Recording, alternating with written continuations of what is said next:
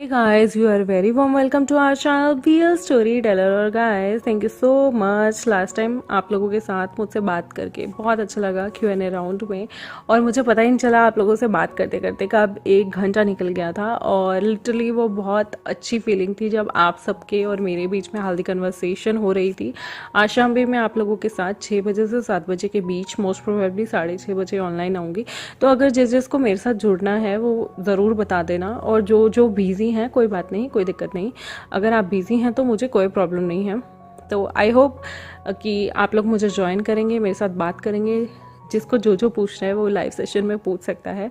और मुझे ऐसा लगता है कि 6:30 से 7 बजे का थोड़ा फ्री टाइम होता है उस वक्त। आई मीन मेरी फैमिली भी फ्री होती है तो मुझे लाइव सेशन में कोई दिक्कत नहीं आएगी। तो आई होप वहीं मिलते हैं। और गाइस, इस वीडियो के एंड में 2-3 लोगों के मैंने सवालों के जवाब नहीं दिए थे, उनमें से 2 लोगों के मैं सवालों के जवाब दूंगी। तो जिसको वो सवालों के जवाब सुनने हैं वो सुन सकते हैं, बाकी स्किप कर सकते हैं। वो इस वीडियो के एंड में मैं दूंगी। स्पेशली तमन्ना बीबी का और चंचिंग का था, वो 786 उनके लास्ट में नाम है। तो मैंने उनका जो है जवाब दिया हुआ है। अगर आपको सुनना है तो इस वीडियो के एंड में आप सुन सकते हैं। और गाइस, चलिए आज की वीडियो को हम शुरू करते हैं। और I am super duper excited. ये स्टोरी आई गेस मुझे पर्सनली लगता है कि लोगों को ज़्यादा पसंद नहीं आ रही क्योंकि इस पर व्यूज़ नहीं आ रहे हैं। मुझे व्यूज़ की टेंशन नहीं है, मुझे ऐसा लग रहा है कि अगर ये स्टोरी पसंद नहीं आ रही है तो फिर मैं इसे नहीं चलाती हूँ।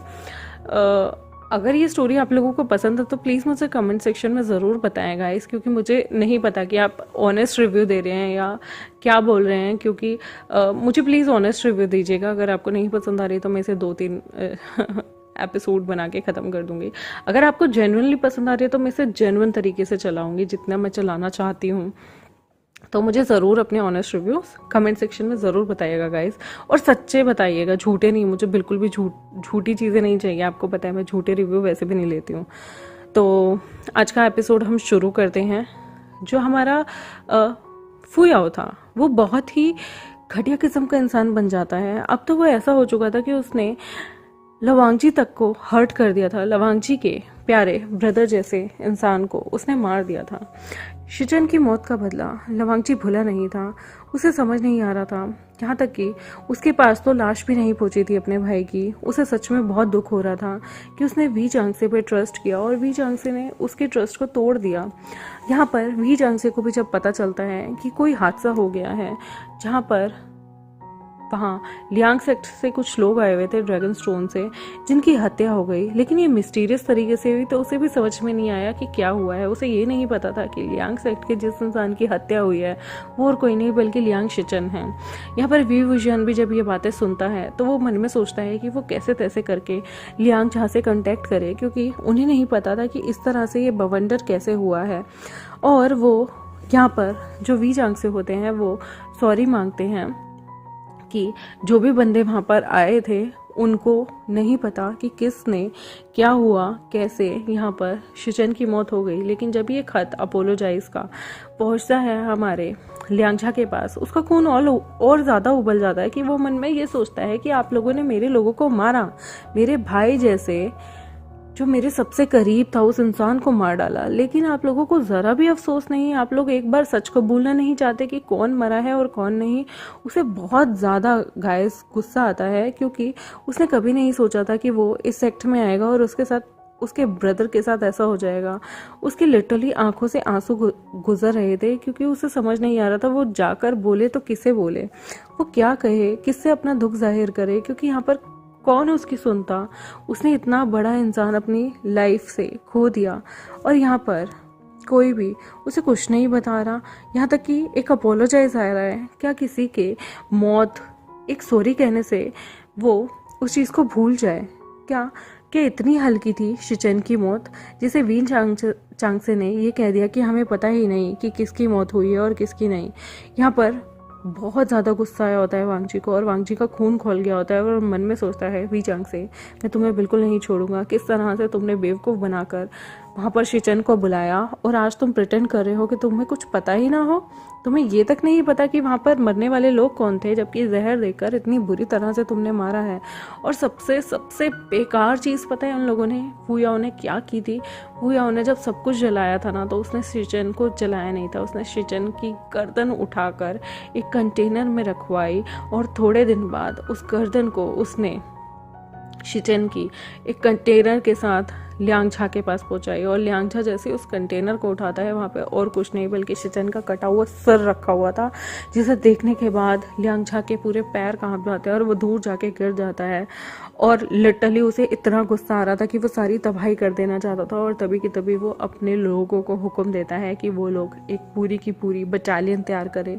अब वो हमला करेंगे वी चांगसे सेक्ट पे, और सॉरी वी सेक्ट पे, चेरी ब्लॉसम सेक्ट पे, और पूरा का पूरा चेरी ब्लॉसम वो तबाह कर देंगे। क्योंकि उन लोगों ने उसके भाई जैसे, भाई से भी बढ़कर यार, जो इंसान आपको पालता है, प्यार करता है, उस इंसान जो कि आपके लिए भाई से भी बढ़कर है, ब्लड रिश्तों से भी बढ़कर है, उसकी लाश आप लोगों ने जला दी और उसका धड़ आपने एक कंटेनर में रखकर उसके पास पहुंचाया।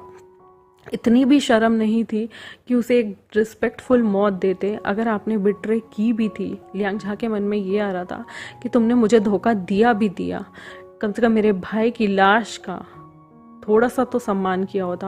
यहाँ पर उसे बहुत गुस्सा आता है क्योंकि शिचन की लाश उसे मिली नहीं और जो धड़ उसे मिला था वो उसका प्रॉपर क्रियाक्रम करता है। और उसके बाद जो उसकी एशेज होती हैं उन्हें संभालता है और कहता है कि जब तक मैं वी चांगसे के पूरे सेक्ट को तबाह नहीं कर दूंगा, मैं तुम्हारे एशेज नहीं कभी भी पानी में नहीं बहाऊंगा। मेरे भाई, इन लोगों ने तुम्हारे साथ बहुत बुरा किया। मैंने कभी नहीं सोचा था कि ऐसा घटिया खेल हम लोगों के साथ खेला जाएगा।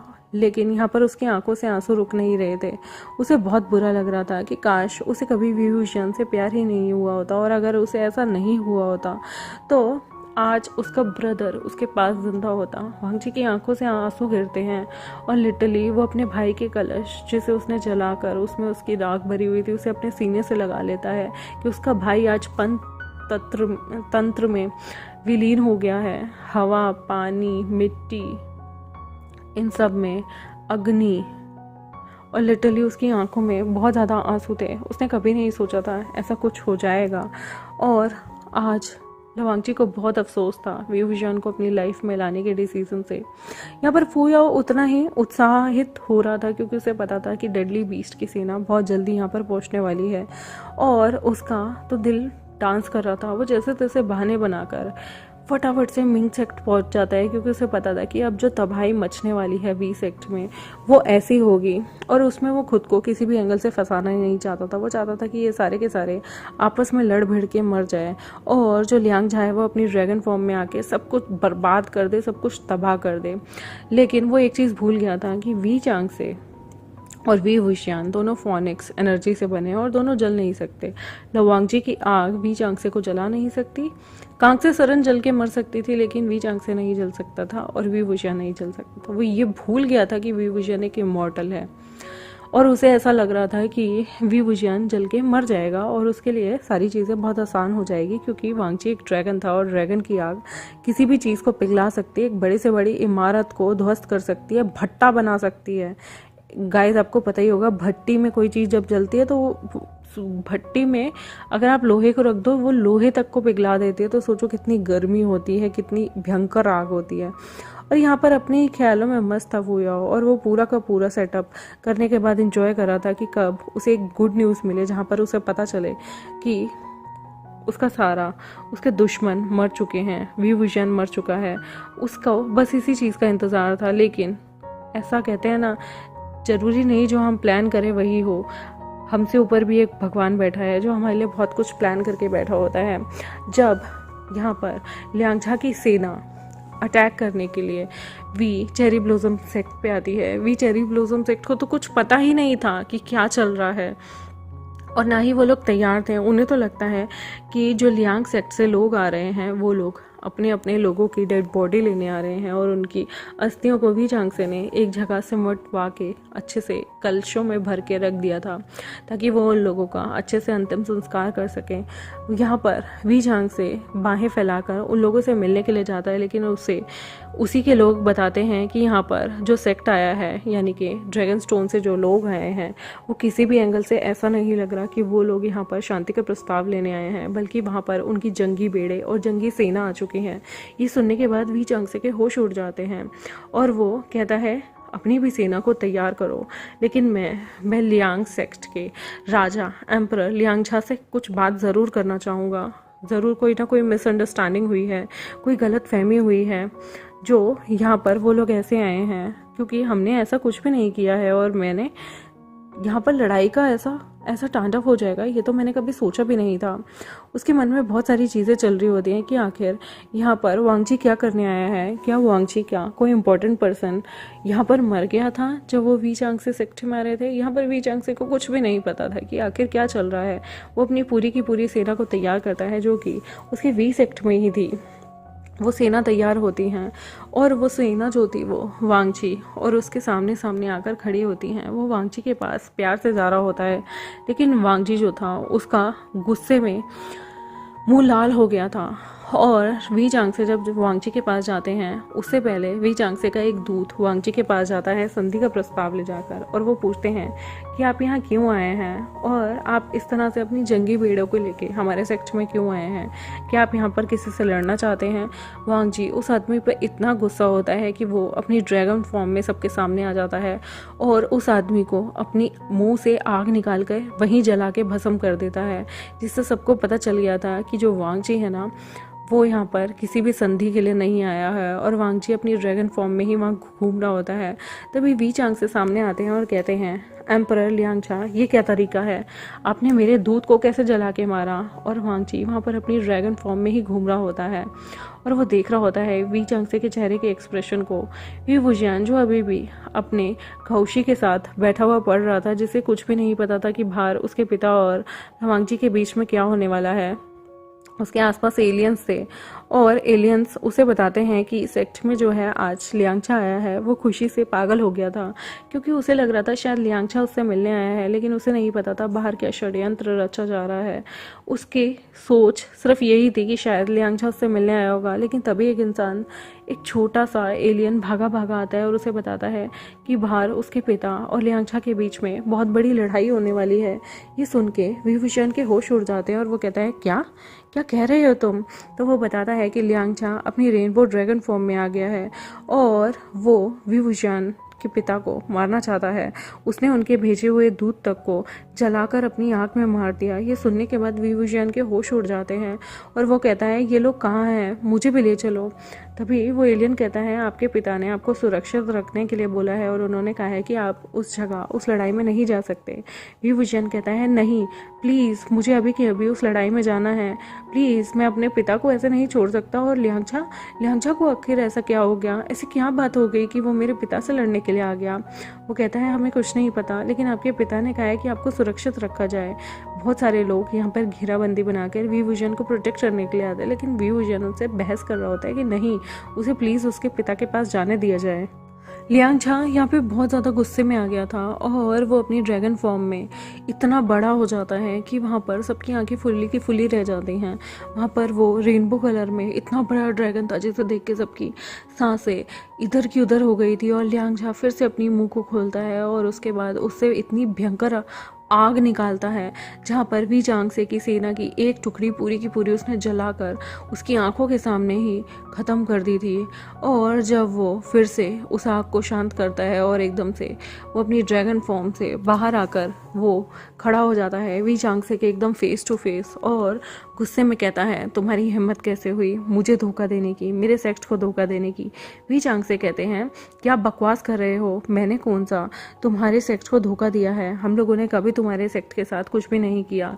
यहाँ पर लियांगछा ज़ोर ज़ोर से कहता है बकवास बंद करो, झूठ बोलना बंद करो, तुमने मेरे भाई जैसे शिचन को मार डाला। वी झांगसे यहाँ शॉक्ड हो जाते हैं और कहते हैं शिचन को मार डाला, क्या बकवास कर रहे हो, हमें नहीं पता तुम क्या बोल रहे हो।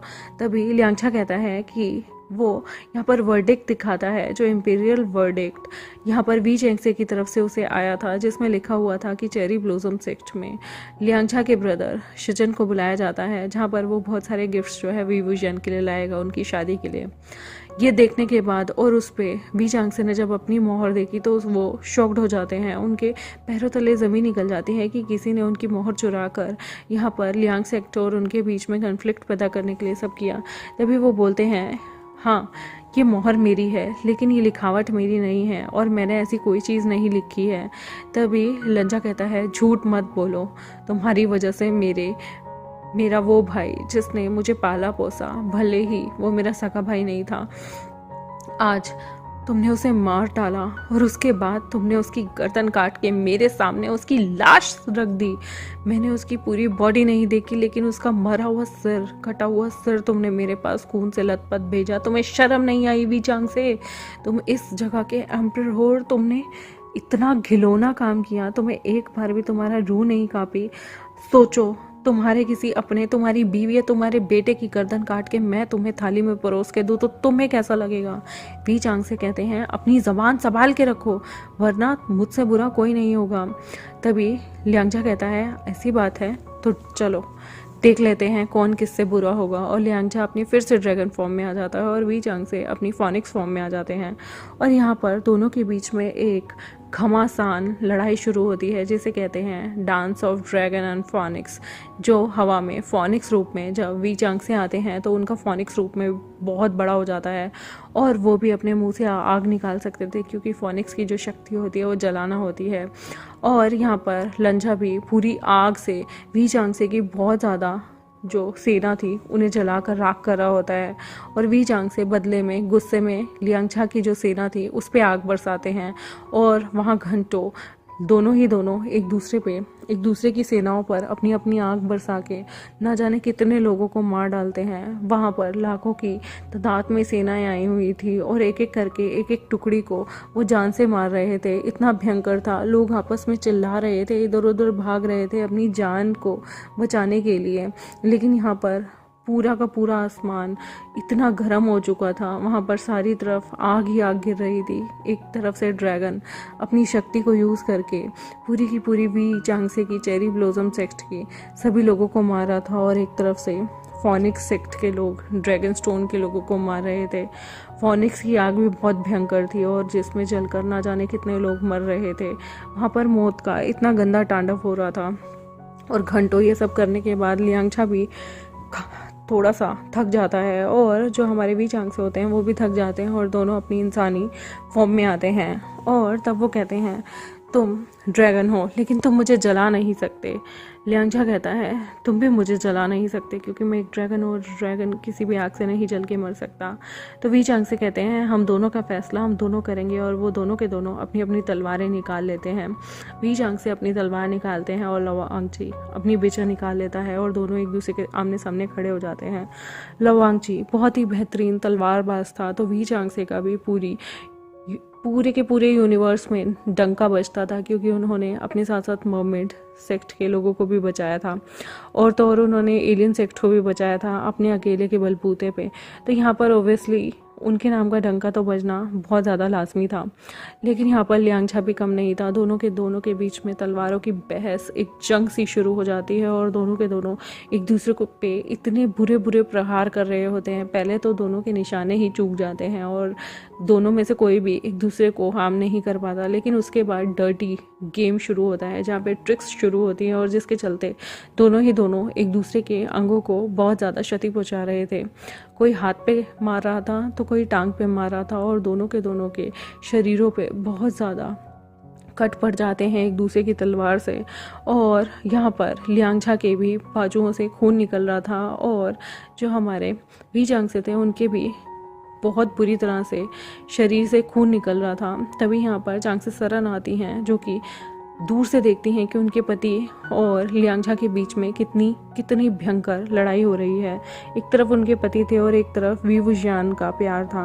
उन्हें समझ में नहीं आता वहाँ पे क्या हो रहा है और वो फटाफट से अपनी फॉक्स फॉर्म में वहाँ पर भागती हुई आती हैं।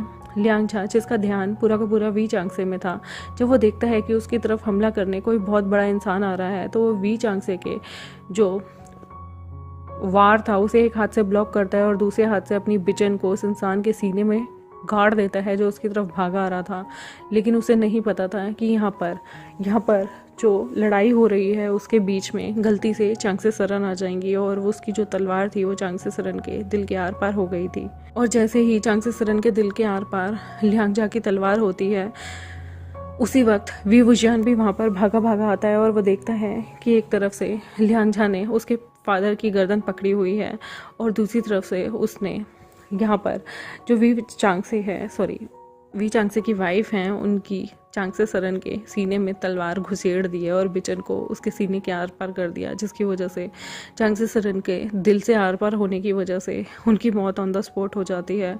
और वो अपने जैसे ही घुटनों के बल गिरती हैं, क्योंकि वो ऑन द स्पॉट ही ख़त्म हो गई थी, उनके दिल के चिथड़े हो गए थे बिचन की वजह से। वो जैसे ही गिरती हैं, वी चांगसे उन्हें बचाने के लिए आगे भागते हैं और यहाँ पर विंग की आंखों से आंसू गिरते हैं और वो रोते रोते माँ चिल्लाते हुए आगे बढ़ता है और भागकर उन्हें अपनी गोद में लेने आता है। यहाँ पर लियांगझा के भी हाथ कांप जाते हैं और वो बिचन उसके हाथों से छूट जाती है और वो देखता है कि यहाँ पर जो कांगसे सरन थी वो घुटनों के बल एकदम से, उनकी आंखें खुली हुई थी, मुंह खुला हुआ था और वो घुटनों के बल अपने पति के ऊपर गिर जाती हैं। उनकी लाश यहाँ पर 2 मिनट के लिए वांगजी घबरा गया था, क्योंकि उसने आज एक माँ को मार दिया, एक निहत्ती औरत को मार डाला। वो उसे कोई भी हार्म नहीं पहुंचाती, उनके हाथ में तो कोई तलवार भी नहीं थी और वो यहाँ पर बस उन दोनों की लड़ाई रुकवाने के लिए भागी आ रही थी। लेकिन यहाँ पर लियांगझा को ऐसा लगा कि शायद कोई हमलावर है जो उस पर हमला करने आ रहा है, और उसने जब सीने में तलवार घोंपी तो उसे नहीं पता था कि वो गलती से एक औरत के युद्ध में एक औरत के ऊपर तलवार चला देगा, जो कि युद्ध में इन्वॉल्व भी नहीं थी। उसे बिल्कुल भी आइडिया नहीं था ये ऐसा कुछ हो जाएगा, और यहाँ पर उसे बहुत बड़ा शॉक लगता है। और उसने वॉर का सबसे बड़ा रूल तोड़ दिया था, क्योंकि वॉर में जब सामने से औरतें नहीं होती तो यहाँ पर आप किसी भी औरत को मार नहीं सकते, और वो भी स्पेशली तब जब वो औरत उस युद्ध का पार्ट नहीं है और निहत्ती है। लियांगझा एकदम से घबरा जाता है और डर जाता है, और जैसे ही वो आगे बढ़कर कांगसे सरन के शरीर को पकड़ने वाला होता है, तभी विंग जोर से चिल्लाता है और विंग गुस्से में अपनी 9 टेल फॉक्स में आ जाता है। विंग की एकदम से शरीर 9 टेल फॉक्स फॉर्म में हो जाता है और उसकी 9 पूंछ निकल आती है। उसके माथे पे एक लाल रंग का निशान था और वो जोर से लियांगझा को दूर धक्का दे देता है और कहता है, दूर रहो मेरी माँ से। और लियांगझा यहाँ पर बहुत दूर जाके गिरता है और विंग का जो धक्का था वो उसके सीने पे था, और उसके सीने से लियांगझा को इतनी तेज लगती है कि उसके मुंह से खून निकलता है और वो बहुत दूर जाके गिरता है। और विंग अपनी माँ को डरे हुए, अपने सहमे हुए हाथों से अपने बाहों में लेता है और कहता है, माँ तुम्हें कुछ नहीं होगा, तुम्हें कुछ भी नहीं होगा, मैं तुम्हें ज़िंदा कर दूंगा। वहाँ पर अपनी बीवी को मरते देख चांगसे सरन की लाश देख के वी चांगसे एकदम से बुत बन गए थे। उनके हाथ पैर एकदम से हिल भी नहीं पा रहे थे, उनकी आंखों से आंसू गिर रहे थे और वो शॉक्ड ऐसा था कि वो दोबारा अपने हाथ में कभी तलवार उठा भी नहीं पाते। वो कोशिश करते हैं बिचन को अपनी बीवी के शरीर से निकालने की। वो अपने हाथों से बिचन को जब अपनी बीवी के शरीर से निकालते हैं तो उनका बीवी का शरीर, यहाँ तक कि जिस दिल को वांगजी ने फाड़ डाला था, वो दिल के टुकड़े टुकड़े उस बिचन के साथ साथ उनके दिल से बाहर निकल जाते हैं। और ये देखने के बाद वी चांगसे का दिल और भी ज़्यादा बैठ जाता है कि जब वो तलवार से अपनी बीवी की बॉडी से उस तलवार को निकाल रहे थे तो उन्होंने अपनी बीवी के दिल तक को बाहर निकाल डाला था, और वो इतने शॉक्ड हो जाते हैं। उनकी आंखें खून भरे आंसुओं से होती है, उनके चेहरे पे उनकी बीवी के दिल के मांस के टुकड़े और ना जाने कितने खून की बौछारें पड़ी हुई थी, और उनके हाथ भी उनकी वाइफ के खून से भर गए थे। वी वुजियान तो जैसे वहाँ पे एक लाश की तरह बैठा हुआ था और वो अपनी माँ को बार बार उसके चेहरे से पकड़ के कह रहा था, माँ तुम्हें कुछ नहीं होगा, आंखें खोलो ना, आंखें खोलो ना प्लीज़, पिताजी बोलो ना माँ को आंखें खोलें प्लीज़, तुम ऐसे नहीं जा सकती, तुम्हें कुछ नहीं हो सकता, तुमने मुझे प्रॉमिस किया था तुम मेरे साथ रहोगी, ज़िंदगी भर रहोगी, माँ प्लीज़ एक बार तो आँख खोलो, मैं तुम्हें छोड़ के कभी नहीं जाऊंगा, मैं किसी से शादी नहीं करूंगा, मैं प्रॉमिस करता हूँ, मैं कभी कभी कुछ गलत नहीं करूंगा, मैं कभी किसी का दिल नहीं दुखाऊंगा, मैं मस्ती भी नहीं करूंगा, माँ प्लीज़ एक बार आँख खोलो ना, माँ प्लीज़ ना, प्लीज़, मैं प्रॉमिस करता हूँ, आई स्वेयर, मैं आपके अलावा सारी बात मानूंगा आपकी, मैं कभी शैतानी नहीं करूँगा। वी चांग से जो न जाने बुरी तरह से टूट गए थे, वो ज़ोर ज़ोर से रोने लगते हैं और कहते हैं, कांग से सरन, मुझे माफ़ कर दो प्लीज़, मैं तुम्हारे बिना नहीं जी सकता, तुमने मुझे प्रॉमिस किया था कि तुम मेरे साथ रहोगी। वो अपनी बीवी की आखिरी आवाज़ भी नहीं सुन पाए थे, क्योंकि जैसे ही सीने के आर पार तलवार गई, वहीं उनकी बीवी की डेथ हो गई थी। वी वुजियान ने अपनी आंखों के सामने अपनी माँ को मरते हुए अपने ही प्यार के हाथों देखा। यहाँ पर उसकी आंखें खून भरी बिल्कुल लाल हो जाती हैं और उसके दिमाग में एकदम से फ्रीज हो जाता है और उसके जहन में अब खून दौड़ पड़ता है। अब उसका मन था कि वो लंजा को जान से मार दे। गाइज, आई होप आपको आज का पार्ट अच्छा लगा हो मेरे चैनल को सब्सक्राइब कर दें, वीडियोस को लाइक कर दें। और गाइज, तमन्ना बीबी के मैंने कुछ क्वेश्चंस के आंसर नहीं दिए थे, अब वो क्वेश्चंस के आंसर शुरू हो रहे हैं। जिसको वो सुनना है वो कंटिन्यू सुन सकते हैं, बाकी स्किप कर दें और देखते हैं आगे आने वाले टाइम में क्या होगा। क्या लंजा को विंग अपने हाथों से मार डालेगा? क्या होगा इसका नतीजा? और वी चांग से विंग और लंजा के बीच में ऐसा क्या हो जाएगा कि यहाँ पर सब कुछ तबाह हो जाएगा, कुछ भी नहीं बचेगा? और किसकी मौत किसके हाथों होगी? लियांग झा की मौत? ये देखने के लिए मेरे साथ बने रहें और आने वाले एपिसोड्स को ज़रूर पूरा का पूरा और बड़े ध्यान से सुने। Thank you very much, for bye. और आगे का अगर आपको सुनना है तो आप उसे आगे सुन सकते हैं, बाकी आप वरना यहीं पे फर्दर स्किप कर सकते हैं। Thank you very much. और कमेंट्स में ज़रूर बताइएगा आपको ये स्टोरी लाइन कैसी लग रही है। चलिए, जिनके मैंने Q&A में सवालों के जवाब नहीं दिए थे उन्हें शुरू करते हैं। हेलो तमन्ना बीबी, और जो चंचन थे उनके जो क्वेश्चन थे उनके आंसर जो मैंने Q&A में नहीं दे पाई थी, मैं वो अभी देती हूँ। क्योंकि गाइज, आप लोगों के आंसर मैं इसलिए नहीं दे पाई थी क्योंकि ये एक्चुअली यूट्यूब का एक फॉर्मेट होता है। जब कोई बहुत ज़्यादा लंबा मैसेज करता है ना, तो वो गलती से जो मैसेज है वो चले जाते हैं इंक्वायर्ड होने की, कहीं कुछ गलत तो नहीं लिखा, कोई बदतमीजी तो नहीं की, तो ये उस जोन में चल जाते हैं। और ये हम नहीं डालते, खुद यूट्यूब डाल देता है उन मैसेजेस को छाँट कर किसी और जगह रख देता है। तो ये आपके मैसेजेस वहाँ पे थे जो कि मैंने आज देखे हैं, क्योंकि ऐसा हो ही नहीं सकता किसी ने बहुत बड़ा मैसेज किया और मैंने उसे अपने चैनल पर एक्सप्लेन ना किया हो। जो बहुत रेयर मैसेज करते हैं या बहुत ज़्यादा इमोजीज वाले मैसेज करते हैं, उनको ये लोग रिस्ट्रिक्टेड में डाल देते हैं कि उनका जो मैसेजेस हैं वो शो नहीं होते जनरल पब्लिक को। तो आपके क्वेश्चंस के जो जवाब है वो मैं आज देना चाहूँगी तमन्ना बीबी। आपने पूछा था, दीदी आपने अपने अनटैम्प्ड कौन सी लैंग्वेज में देखी है? तो मैंने हिंदी में देखी है। और फिर आपने पूछा MX की 4 नॉवेल्स में से एक बात जो आपको सिमिलर लगी हो। मैंने उसकी 3 ही नॉवल पढ़ी हैं और मुझे जो बात उनकी सिमिलर लगी है ना, कि वो उनका जो बॉटम कैरेक्टर हैं जिन्हें वो दिखाती हैं वो बहुत स्ट्रॉन्ग होते हैं। हालांकि बहुत सारी फैन फिक्शन में उन्हें बिल्कुल ही फ्रजाइल दिखाया जाता है, बट उनके जो बॉटम कैरेक्टर है ना, वो लाइफ में बहुत सफ़र करके बहुत आगे जाते हैं और वो बहुत स्ट्रॉन्ग होते हैं। उनकी विल पावर बहुत स्ट्रॉन्ग होती है, तगड़ी होती है। अगर आपको एंजल मिल जाए और कहे आपको एक विश मांगनी है तो आप क्या पाना चाहेंगी? सच बताऊँ ना, तो मैं उस एंजल से कहूँगी कि मुझे लाइफ में इतना कामयाब बना दो, और मैं लाइफ में जब कामयाब बनूंगी, मेरे पास पैसा होगा, तो उस पैसे से मैं बहुत सारे गरीब लोग और ट्रांसजेंडर लोगों को अडॉप्ट करना चाहूँगी, ताकि लाइफ में उन्हें सफरिंग फील ना हो। अगर मैं बहुत अमीर होती तो मैं जो अनाथ बच्चे हैं उन्हें अडॉप्ट करती और ट्रांसजेंडर्स को भी मैं अडॉप्ट करती, उन्हें बहुत अच्छा लाइवलीहुड ज़रूर देती। मैं उनके लिए एज अ मदर वर्क करती या as a elder sister work करती, तो मुझे कोई प्रॉब्लम नहीं है। सिर्फ इसलिए मैं पैसा चाहती हूँ ताकि मैं अपने अलावा लोगों की लाइफ भी बहुत अच्छे से सेटल कर पाऊँ। मैं एक एजुकेटेड पर्सन हूँ और मुझे ऐसा लगता है कि हमें अपनी एजुकेशन का सही जगह इस्तेमाल करना चाहिए। मैं बहुत बार लोगों को फ्री ट्यूशन्स भी दे चुकी हूँ, स्पेशली जब बच्चे 10th जैसे बोर्ड एग्जाम में होते हैं तब भी। वेंजू FF आप कब अपलोड करोगी? भूल गई हो आप दी? नहीं, मैं भूली नहीं हूँ। वेंजू मैं अपलोड करूँगी जैसे ही बिंगेचू खत्म हो जाएगी, मैं हुआलिन शुरू कर दूँगी और मैं अल्टरनेटिव डेज पे जो हमारा वेंजू है उसे शेयर करूँगी, बिकॉज अभी मेरे पास थोड़ा टाइम नहीं है। एक्चुअली मैं थोड़ा वर्क, आर्ट, पेंटिंग वगैरह में लग गई हूँ, तो इसी वजह से मेरे पास थोड़ा टाइम नहीं है। आप रिकॉर्डिंग कौन से टाइम में करती हो? मैं रिकॉर्डिंग रात में करती हूँ। आई मीन जब भी मुझे टाइम मिलता है, मैं रिकॉर्ड जो है वो पूरी रात भर मेरी रिकॉर्डिंग चलती है, एडिटिंग चलती है और सुबह सुबह अपलोडिंग हो जाती है। पसंदीदा जगह जाकर आप बसना चाहो, मेरी पसंदीदा जगह सच बताऊँ ना तो दिल्ली है और मेरा घर है। आई मीन मुझे इसके अलावा कहीं और नहीं जाना। घूमने के पर्पज़ से मैं कहीं भी जा सकती हूँ, लेकिन अगर मुझे इंडिया छोड़ के कभी जाना पड़े ना, तो मेरे लिए वो दिन मौत का दिन होगा। I mean I love my India. दुनिया को बहुत शौक है बाहर जाने का, मुझे घूमने का शौक है, लेकिन मुझे 5वें दिन इंडिया आना है और दिल्ली में आना है और अपने घर में आना है। आई मीन मैं 5 दिन तक बाहर रह सकती हूँ, ये मेरी कैपेसिटी है, बट 5वें दिन मुझे अपने घर का खाना, अपने घर का गद्दा चाहिए सोने के लिए, और मुझे यहीं रहना है। I love my India, I love my Delhi and I love my people. आपका होम टाउन कहाँ है? मेरा होम टाउन यही है जहाँ मैं रहती हूँ, नजफगढ़, न्यू दिल्ली। और मैं इधर ही पली बड़ी हूँ। हमारा कोई गांव नहीं है एक्चुअली। मेरे जो फोर फादर्स थे या ग्रैंड पेरेंट्स थे वो माइग्रेट हुए थे पाकिस्तान से इंडिया में, क्योंकि हम हिंदू कम्युनिटी से थे। तो तब माइग्रेशन के दौरान मेरे पेरेंट्स, ग्रैंड पेरेंट्स को वहाँ से सब कुछ छोड़कर यहाँ आना पड़ा और रिफ्यूजी कैंप्स में रहे। फिर उन्होंने धीरे धीरे करके अपना सारा कुछ बनाया यहाँ पे।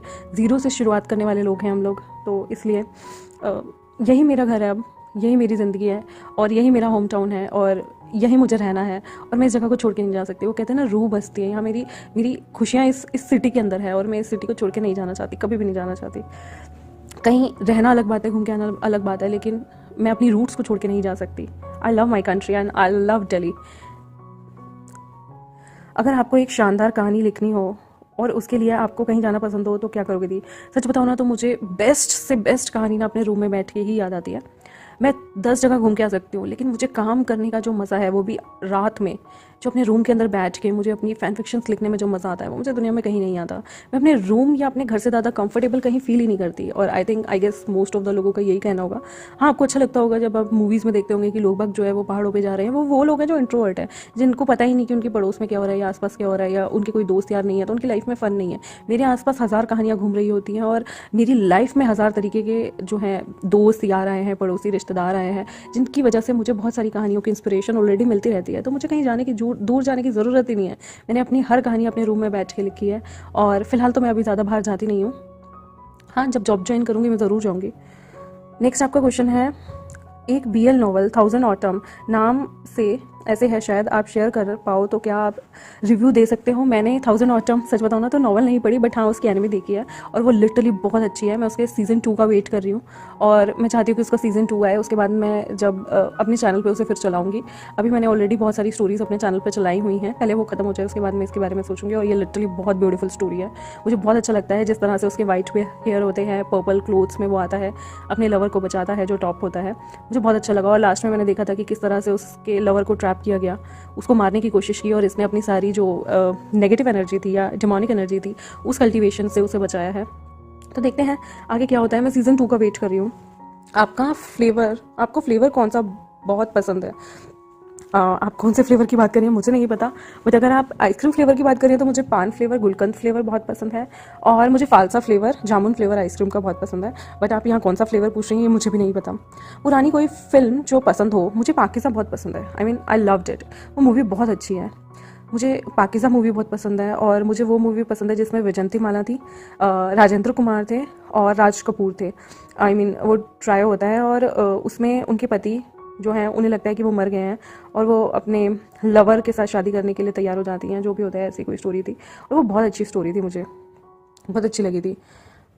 आप पहले लाइव कहाँ होगे? मैं इंस्टाग्राम पे लाइव आ चुकी हूँ, 2 बार आ चुकी हूँ। एक बार तो बस मैं 1-2 मिनट के लिए आई थी और एक बार मैं 1-1.5 घंटे के लिए आई हूँ। Q&A के आखिर में कोई एक सवाल बताना जो आपको बहुत पसंद आया। मुझे आपके सवालों में सबसे ज़्यादा अच्छा लगा जब आपने थाउजेंड ऑटम की बात की, क्योंकि लोग बाग वांगशन से आगे बढ़ ही नहीं पाते। तो मुझे बहुत अच्छा लगा कि किसी ने किसी और नॉवल की ज़रूर मुझसे रिक्वेस्ट की और वेंजू की बातें की हैं। मुझे बहुत अच्छा लगता है कि जब लोग वांगशन से दूसरी चीज़ों पर मूव ऑन करते हैं लिटरली। और फिर आपका है, बस मुझे इतना ही जानना है, शुक्रिया दीदी। मेरा नाम मन्ना है और एक और नाम है मुस्कान। आपका निकनेम क्या है? मेरा निकनेम कुछ भी नहीं है, मुझे नेहा ही बुलाते हैं घर पे। हाँ, दोस्त यार वियर्ड नेम रख देते हैं, बट फैमिली फ्रेंड्स मुझे नेहा ही बुलाते हैं या फिर मेरे सरनेम से बुलाते हैं, शर्मा कह के। प्यार का मतलब हर किसी के लिए अलग होता है, तो आप प्यार के बारे में क्या सोचते हो? मेरे अंदर ऐसी थिंकिंग है कि प्यार का मतलब होता है सबसे पहले उस इंसान के अंदर आपके लिए रिस्पेक्ट होनी चाहिए। दूसरी चीज़, वो आपको अंडरस्टैंड करता हो। आप पे कैसी भी सिचुएशन आ जाए वो एकदम आपके साथ खड़ा और कहे कि मैं हूँ, डोंट वरी। रोना नहीं, बिल्कुल भी घबराना नहीं, मैं हूँ, मैं यहीं हूँ और मैं हमेशा तुम्हारे साथ हूँ। तुम सही कर रहे हो तो मैं तो साथ हूँ, तुम गलत करोगे तुम्हें रोकूंगा भी, तुम्हें समझाऊंगा भी और साथ भी रहूँगा। मेरे लिए प्यार का यही मतलब है। प्यार का मतलब कभी ये नहीं होता कि हम एक से प्यार कर रहे हैं और 36 जगह मुंह मार रहे हैं। मुझे ऐसा लगता है जिससे आप प्यार करते हैं उस पर सब चीज़ें लुटा दो और अफसोस मत करो कि हमने ये चीज़ की, क्योंकि आपने अपना 100% दिया है। सामने वाला उस चीज़ की रिस्पेक्ट कर रहा है नहीं कर रहा, आई गेस अगर वो आपके साथ कुछ गलत कर रहा है तो उसमें आपकी कोई गलती नहीं है, सामने वाले की गलती है। और जब वो आपको खो देगा तो वो अपने आप जान जाएगा उसने क्या खोया है। तो मेरे लिए ऐसा मतलब है कि प्यार में मैं सामने वाले के लिए बहुत लॉयल रहती हूँ और उसके अलावा मैं किसी को नहीं देखती जब मैं किसी के साथ प्यार में होती हूँ, और मेरे लिए वो सब कुछ होता है। फ़र्क इतना है कि मुझे धोखा मिल जाता है, वो अलग चीज़ है। लेकिन मैंने कभी किसी ने मुझे धोखा दिया इसके लिए मैं ये नहीं सोचती कि मैं दूसरों को धोखा दूँ या दूसरों के साथ चालबाजी करूँ। मैंने कभी ऐसा नहीं सोचा, क्योंकि हम जो हैं वो हैं, और हमें एट द एंड भगवान को अपना सारा हिसाब देना है। और मैं नहीं चाहती कि किसी ने मेरे साथ बुरा किया तो मैं दूसरे इनोसेंट बंदे के साथ बुरा करके निकल जाऊँ। भगवान मुझे कभी माफ़ नहीं करेंगे, और किसी ने मेरे साथ बुरा किया है तो वो भगवान है, उसका कर्म उसे लौटाने के लिए। तो मैं बस इतना ही बिलीव करती हूँ। मुझे ये सब भी आपसे जानना है। Thank you so much. इनमें से कोई सवाल आपको बुरा तो नहीं लगा दी? अगर लगा हो तो माफ़ कर देना। नहीं यार, मुझे बुरा नहीं लगा, बल्कि आपके क्वेश्चन बहुत अच्छे थे, बहुत लोगों से हटके थे और मुझे बहुत काफ़ी अच्छे लगे। एक थी चेंचिंग 786 सिस्टर, तुम खुद के लिए क्या करना चाहती हो? काम करना, वीडियो बनाना, ये सब तो एक ज़िंदगी का हिस्सा है। इसके अलावा दिवाली पे क्या करना है? मैं अपने लिए ऐसा है कि मैं अपने लिए अपना एक करियर बनाना चाहती हूँ जहाँ आईटी सेक्टर में ज्वाइन कर सकती हूँ। बट मुझे पता नहीं क्यों मुझे ऐसा लगता है मेरे लिए कोई अलग पाथ बना है। आई डोंट नो, मुझे ऐसी इंट्यूशन आती है और लाइफ में मुझे ऐसा लगता है कि सक्सेसफुल बनने के लिए मुझे भगवान ही डायरेक्शन दिखाएंगे, ज़रूर दिखाएंगे। और उन्होंने ही मतलब मेरे लिए हर चीज़ चूज़ की है। जैसे मैंने 12th कॉमर्स से की, लेकिन जब मैं पढ़ने पे आई, बैचलर्स और मास्टर मैंने आईटी सेक्टर से की। उसके बाद जब मैं जॉब ढूंढने आई तो मैंने आईटी सेक्टर की जॉब छोड़कर मैंने गवर्नमेंट सेक्टर की जॉब के लिए अप्लाई किया, और तब मैंने स्टेनोग्राफी सीखी। और उसके बाद जब मैंने स्टेनोग्राफी सीख ली तो आई डोंट नो, उस टाइम मुझे जीके बिल्कुल अच्छी नहीं लगती थी। जीके अच्छी नहीं लगती थी तो मैं हर बार एग्जाम में रह जाती थी एक एक नंबर से, पॉइंट से। और आज मुझे वो, तब जब मैं एग्ज़ाम की तैयारी कर रही थी मुझे कभी जीके समझ में नहीं आई। और जैसे ही आई मीन लास्ट ईयर से जब मैं अपने हस्बैंड से सेपरेट हो गई, उसके बाद जब मैं ये फैंटम वर्ल्ड में घुस गई थी, वांगशन वगैरह के बीएल वर्ल्ड में, तो उसके बाद आई डोंट नो कैसे मेरा जीके में इंटरेस्ट जाग गया। और जो मुझे पॉलिटिक्स कभी समझ नहीं आई, मैं पॉलिटिक्स को घोट के पी चुकी, स्पिरिचुअल चीज़ों को मैं घोट के पी चुकी। हालांकि स्पिरिचुअल चीज़ों में मैं बचपन से ही इंटू थी। थर्ड थिंग, मेरा फेथ जो था वो गॉड में वापस आ गया। और फोर्थ चीज़ जो मेरे साथ मतलब सबसे फ़नी हुई है कि मुझे पॉलिटिक्स के साथ साथ मतलब जितने भी करंट अफेयर्स होते हैं, जनरल पॉलिटिक्स होती है, वर्ल्ड डिप्लोमेट होती है, ये भी समझ में आने लग गई। बहुत कॉइंसिडेंस है, मेरे साथ ये सारी चीज़ें हुई हैं। और देख लो, जब मैं गवर्नमेंट जॉब की तैयारी करती थी मुझे ये चीज़ें समझ ही नहीं आती थी, और आज जब मैंने उसकी प्रिपरेशन छोड़ दी है तो मुझे ये सारी चीज़ें समझ आने लगी। मतलब लाइफ में ना कुछ भी आप प्लान करके चले ना, वो ज़रूरी नहीं है वो हो। सबसे बड़ा प्लानर ऊपर बैठा है, वो ऊपर वाला है, वो जहाँ आपको ले जाना चाहे आप जा सकते हैं। आई मीन कभी मुझे ऐसा होता था कि मैं गे किस को जब देखती थी तो मुझे बहुत अजीब सा लगता था, और आज मैं एक गे स्टोरी एक्सप्लेनर हूँ। क्योंकि जब मैं उस चीज़ को डीपली समझने लगी तब मुझे समझ में आया कि देखो, हर चीज़ वैसी नहीं जैसा हम देखते हैं टीवी पे हमें दिखाया जाता है या हमारी मानसिकता में डाल दिया जाता है। हमारी सोच से हटकर भी भगवान ने बहुत कुछ हमारे लिए बनाया है। तो मेरी थिंकिंग ऐसी है। आपने पूछा दिवाली पे क्या करना है? मैंने दिवाली बहुत अच्छे से सेलिब्रेट की। मैंने पूरे घर को सजाया। मैं जल्दी वीडियोस वगैरह आपसे शेयर करूँगी। मैंने पूरे घर को सजाया था, मतलब फूलों से, हर चीज़ से। हाँ, इस बार मैंने रंगोली नहीं बनाई क्योंकि टाइम नहीं मिला। बाकी मैंने जैसे मैं दिवाली पे हमेशा घर को सजाती थी, दिए लगाती थी, सब चीज़ें मैंने बिल्कुल वैसे की है। तो देखते हैं, मैं आप लोगों के साथ अपने आर्ट एंड क्राफ्ट जो मैंने दिवाली पे बनाए हैं, दूसरों को गिफ्ट्स किए हैं, वो जल्दी शेयर करती हूँ। मुझे 7 दिन की छुट्टी थी, लेकिन 2 दिन फिर भी काम पर निकल गया है। और सॉरी, मुझे बहुत बुरा लग रहा है, आपने दिवाली वाले दिन भी काम किया। सेम मेरी सिस्टर के साथ भी था। उसने इंडिया की टॉप 3rd कंपनी में उसका नंबर आ गया है, और टॉप 3rd कंपनी में वो MBA की भी है उसने। तो जिस पोस्ट में वो है उसकी वजह से, जब उसने अभी रिसेंटली ज्वाइन किया था, उसका ट्रेनिंग सेशन चल रहा था, तो वो भाई दूज पे वो बेचारी पूरे दिन अपना काम कर रही थी। बिकॉज कहने को बड़ा अच्छा लगता है हम बिग 4 कंपनी में, इंडिया की, या बिग 3rd कंपनी में, इंडिया की टॉप मोस्ट 3rd कंपनी में, लेकिन वो लोग जितना काम देते हैं ना, लिटरली मुझे बहुत दया आती है कि वो पैसे कुछ भी नहीं देते और वो काम कितना करवा लेते हैं इंसान से। आई मीन वो ट्रिपल मेहनत करवा रहे होते हैं आप लोगों से। ये बात करने वाली मनीषा हूँ मैं, from west Indian Gujarat. Anyway, happy Diwali you too. थोड़ा लेट हो गया, but thank you so much मुझसे इतनी बातें करने के लिए। और मुझे लिटरली आप लोगों से बात करके बहुत अच्छा लगता है गाइस, थैंक यू। आज मैं लाइव आऊँगी 6:30 से 7 बजे, वही 6 से 7 के बीच में, और मोस्ट प्रोबेबली 6:30 बजे। अगर आप लोग मुझे ज्वाइन करना चाहें तो ज्वाइन कर सकते हैं। तब तक मेरे चैनल को सब्सक्राइब कर दें, वीडियोज़ को लाइक करते। Thank you very much, bye bye.